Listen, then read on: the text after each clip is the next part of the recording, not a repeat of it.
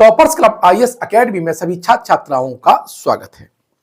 Daily target के सिलसिले को आगे बढ़ाते हुए आज जो 24 फरवरी को जो मैंने टारगेट दिया है उसका आंसर इस वीडियो में है। आप अपने जो उत्तर हैं उन्हें आप उनसे चेक कर सकते हैं, साथ ही इस वीडियो को देख करके अपनी समझ को विकसित कर सकते हैं। अगर आप इस चैनल पर पहली बार आए हैं तो इस वीडियो को देखिए, इसके मर्म को समझिए, और अगर आप ग्रुप ज्वाइन करना चाहते हैं तो कमेंट बॉक्स में, डिस्क्रिप्शन बॉक्स में हमारे टेलीग्राम ग्रुप का लिंक दे रखा है, वहां से आप ज्वाइन कर सकते हैं। ये बिल्कुल फ्री ऑफ कॉस्ट प्रोग्राम है।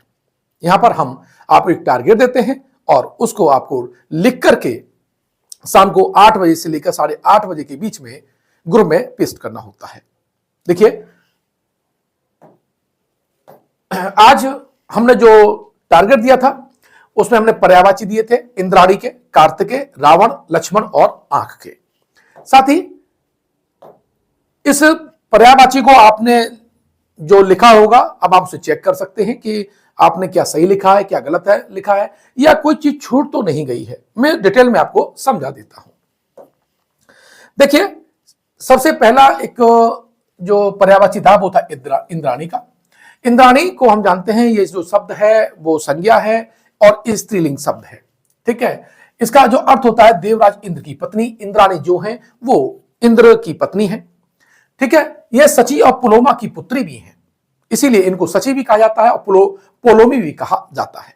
देखिए, इंद्रवधु है, माधवानी है, क्योंकि माधवा जो इंद्र का पर्यायवाची है, माधव नहीं माधवा, इसीलिए माधवानी किनको कहा जाता है, इंद्राणी को कहा जाता है। क्योंकि ये सची की पुत्री हैं, पुलोमा की पुत्री हैं, इन्हें सची और पुलोमी भी कहा जाता है। इन्हें इंद्रा भी कहा जाता है। इंद्रा दोनों तरफ से लिखे होकर के आ सकता है।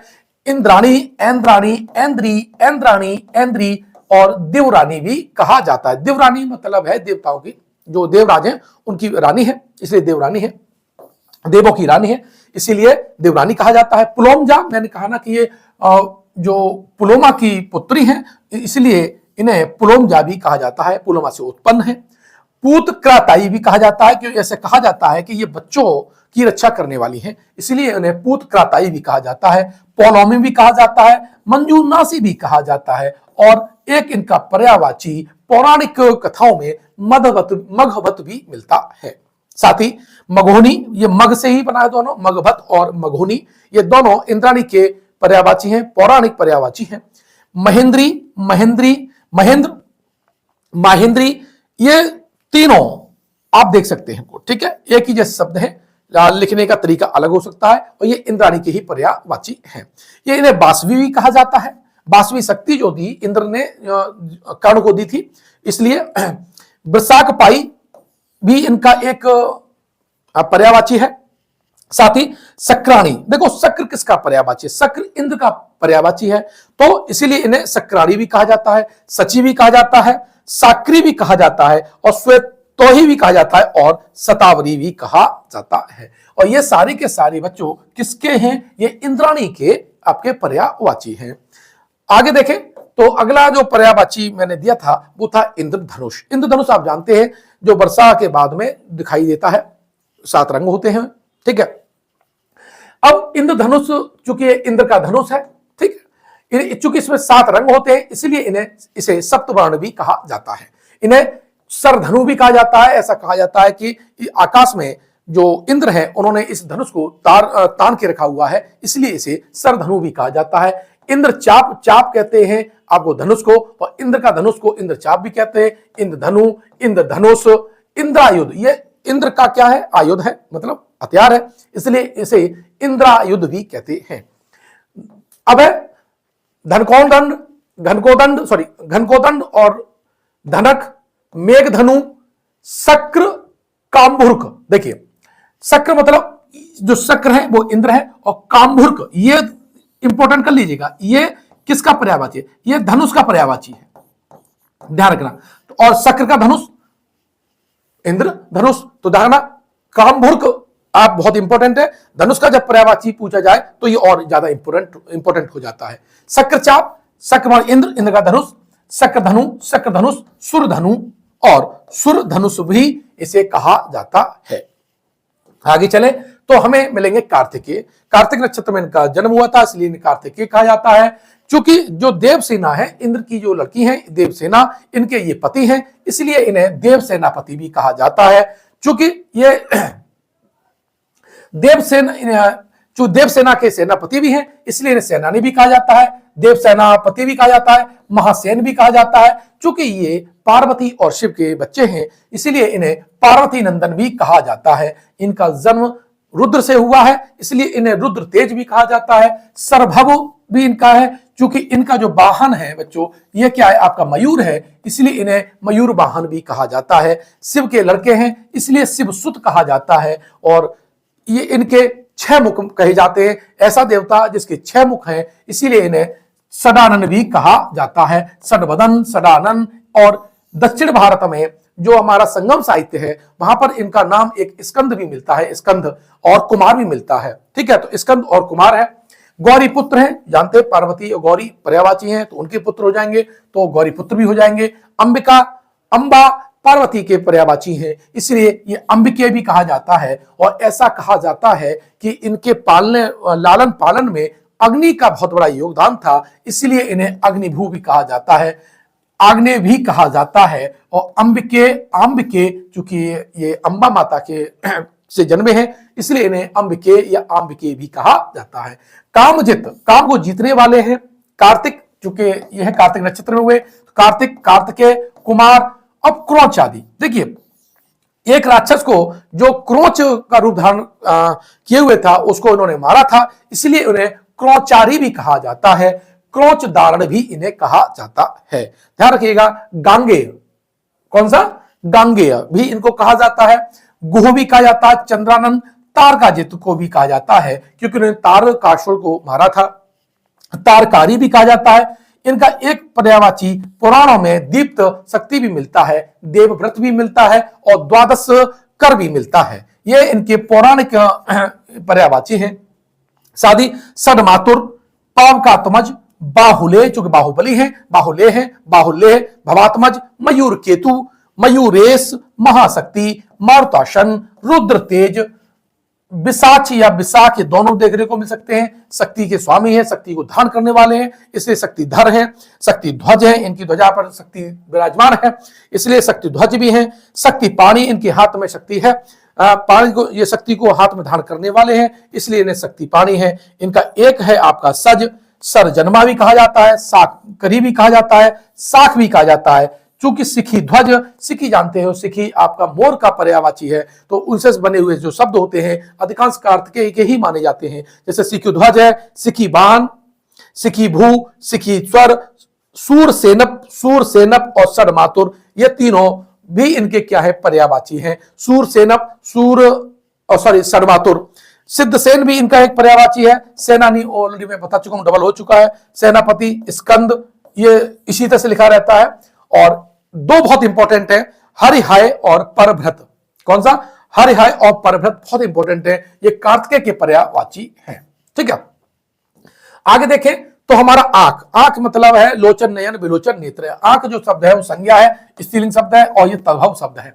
अखियां, अंबक, अक्षी, अंबक, अवलोकनी, आखी, आंख, आखी, इक्षण, इच्छका, इच्छन, चक्षु, चश्म, चस, द्रग, देवदीप, नयन, नैना, नेत्र, नैन, नैना, पाथी, रोहज, लोचन, बिलोचन और दीदा। इसमें मैंने लोकल जो क्षेत्रीय भाषाओं के भी शब्द को शामिल कर लिया है।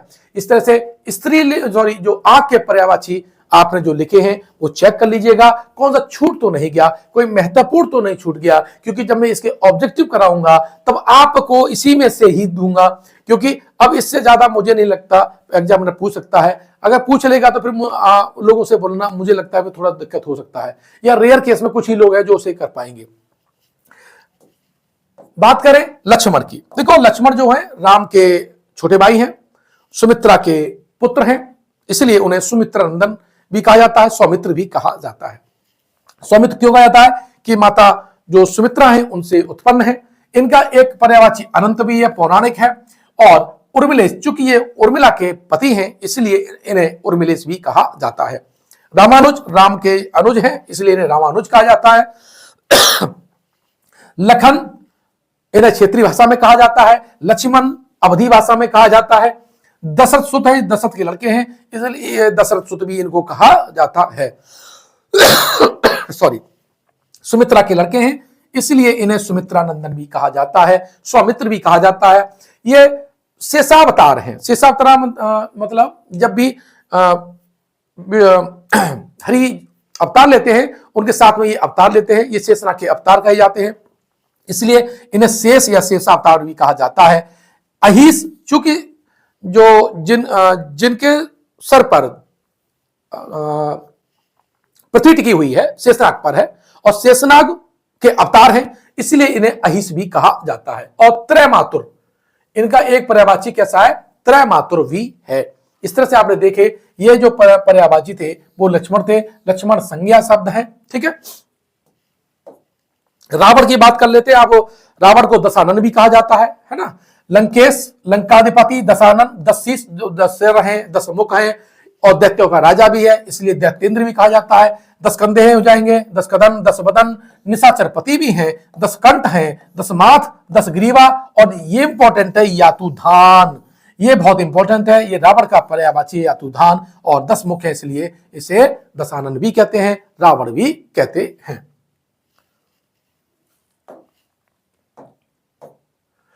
अब देखो मैंने आपको कुछ पर्यायवाची विलोम शब्द दिए थे, प्रशांत, प्रकाशन, नक्र, दिवा, पाश्चात्य, प्रयुक्ति, पर्णकुटी, निज, दुर्दांत और प्रसाद। आपने कोशिश की होगी देखना चेक करके कि आपने कितना सही लिखा है। देखो प्रशांत का उद्भ्रांत होता है, यह विलोम शब्द क्या है, प्रशांत का आपका उद्भ्रांत होता है। प्रयुक्ति, प्रिय उक्ति है ना, जो आपको उक्ति अच्छी लगे, बोलने में सही लगे, प्रयुक्ति है। और कटुक्ति जो कड़वी लगे, तो प्रयुक्ति का कटुक्ति और प्रिय का कटु होता है। ठीक है, यहां से भी 2 और निकल आएंगे। प्रकाशन, उद्घाटित कर देना, प्रकाशित कर देना, किसी चीज को बाहर ले आना, और गोपन छुपा देना। ठीक है, तो प्रकाशन का क्या हो जाता है, गोपन हो जाता है।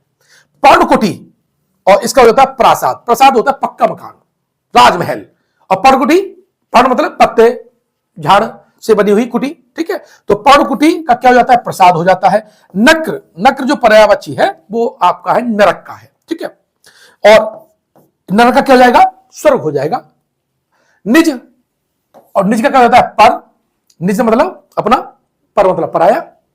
दिवा यानी दिन का हो जाएगा रात्रि। दुर्दांत का हो जाता है शांत। पाश्चात्य का देखो मोस्ट इंपॉर्टेंट है ये इसका या तो पौर्वात्य हो लिखा जाएगा, पौर्वात्य या पौरस्तय, क्या हो जाएगा, पौरस्तय। और प्रसाद का होता है विषाद, प्रसाद का क्या होता है, विषाद। अब आपको यहां देखना है कि ये प्रासाद है, इसमें मात्रा लगी है, तब इसका जो हो जाएगा इस तरह से, तो मान लीजिए ये महल की बात कर रहा है। ठीक है, तो इस तरह से मैंने आपको 10 विलोम शब्द दिए। अब आपको ये देखना है कि आपके 10 में से कितने सही हैं। अगर 10 में से आपके 8 सही हैं तो ये तय मान लीजिए कि आपकी तैयारी सही से चल रही है। ठीक है, और ये सारे के सारे मैंने नालंदा जो पब्लिकेशन की पुस्तक है, पृथ्वीनाथ पांडे की पुस्तक है, वहां से लिए हुए हैं।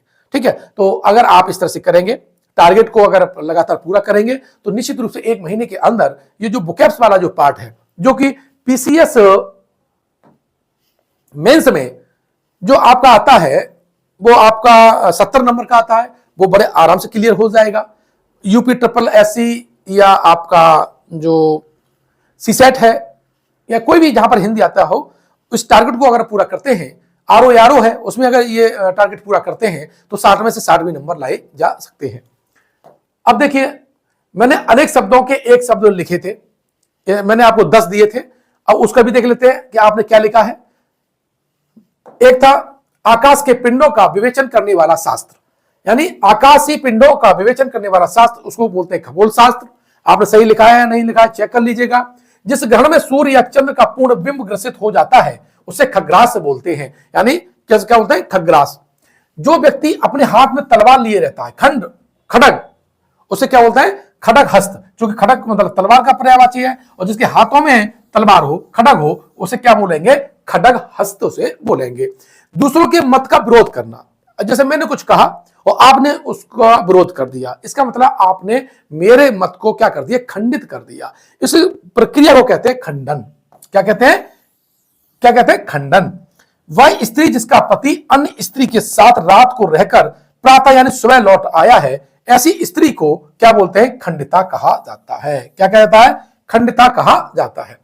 अगला प्रश्न देखें, अगला पॉइंट, खाने के योग्य वस्तु जो खाई जा सके उसे खाद्य क्या था कहा जाता है। ठीक है, आकाश में विचर करने वाले जंतु को हम नवचर कहते हैं। नव मतलब आकाश में चरने वाले, ठीक है, नवचर कहा जाता है। शरीर का व्यापार करने वाली स्त्री को हम गणिका कहते हैं। आपने देखा होगा आम्रपाली मौर्य काल में गणिका थी, फेमस गणिका थी, और वो गौतम बुद्ध की शरण में आकर के उसने अपना ये धंधा छोड़ दिया था और भिक्षुणी बन गई थी। गणिकाध्यक्ष मौर्य काल में एक पदाधिकारी भी होता था। अगला पॉइंट देखते समय, जो अशिष्ट व्यवहार करता हो, यानी जो बेकार व्यवहार करता हो, अशिष्ट व्यवहार करता हो, या जो शिष्टाचार से बात न करता हो, उसे हम क्या बोलते हैं, उसे हम बोलते हैं गंवार। जो बहुत समय तक ठहर सके, जो बहुत समय तक ठहर सके उसे कहते हैं चिरस्थायी। अब मैंने आपको ये 10 दिए थे, अब 10 में आपके कितने सही हैं ये मुझे आप कमेंट करके बताइएगा। और इसमें कोई शर्माना मत कि मैं ग्रुप में कौन क्या देखेगा, इससे कोई मतलब नहीं है। आपने कोर्स ज्वाइन किया है, आपने ग्रुप ज्वाइन किया है, आप तैयारी कर रहे हैं, तो किसी को दिखाने के लिए नहीं कर रहे हैं, अपने आप को इंप्रूव करने के लिए कर रहे हैं। बस कोशिश ये करना चाहिए आपको कि कल से बेहतर, पुराने वाले कल से, बीते हुए कल से आज का जो वर्तमान है मेरा हमेशा बढ़िया होना चाहिए। अपने आप से कंपटीशन करिए। अगर पिछले टेस्ट में आपके 10 नंबर आए हैं, मान लो 20 में से 10 नंबर आए हैं, तो अगले दिन 11 हो जाए, 10 के 10 रह जाए, लेकिन 9 नहीं होने चाहिए। ये अपने आप को सुधार करिए। और ये जो मैंने आपको दे रहा हूं, इसके लिए मैंने पहले नालंदा की बना के टारगेट, नालंदा बुक्स को टारगेट किया है, जो पृथ्वीनाथ पांडे वाली पुस्तक है। और मैं दोनों पुस्तक, पृथ्वीनाथ पांडे और आपका वासुदेव, 3 पुस्तक मान लीजिए, वासुदेव वाली है, वासुदेव नंदन, और नालंदा, और एक और नाम ध्यान मिस्टेक हो रहा है हमसे, हद बहारी, सॉरी। ये तीनों पुस्तक को कंबाइन करके मैं आपको डेटा दे रहा हूं, सारे प्रश्न दे रहा हूं। आप निश्चित रूप से मान लीजिए 1.5 महीना तब होगा जब तीनों किताबों का सारा मैटर आप डिस्कस कर चुके होंगे। आई थिंक आपने जो लिखा उसको आप मूल्यांकन करेंगे, अपना स्व मूल्यांकन करेंगे कि आप कितना अच्छा आज अपना परिणाम दे पाए। निराश मत होइएगा कभी लाइफ में, ध्यान रखिएगा, लगने वाले हमेशा मेहनत करने वाले लोग होते हैं, आप उनमें से एक हैं। निश्चित रूप से आप एसडीएम बन सकते हैं, निश्चित रूप से आप पीसीएस अधिकारी बन सकते हैं, निश्चित रूप से आप समीक्षा अधिकारी बन सकते हैं, या आप जो भी तैयारी कर रहे हैं, अगर आप अनुशासन के साथ तैयारी करेंगे, डेडिकेशन के साथ तैयारी करेंगे, तो सफलता आपके कदम जरूर चूमेगी। मिलते हैं कल एक नए टारगेट के साथ। धन्यवाद।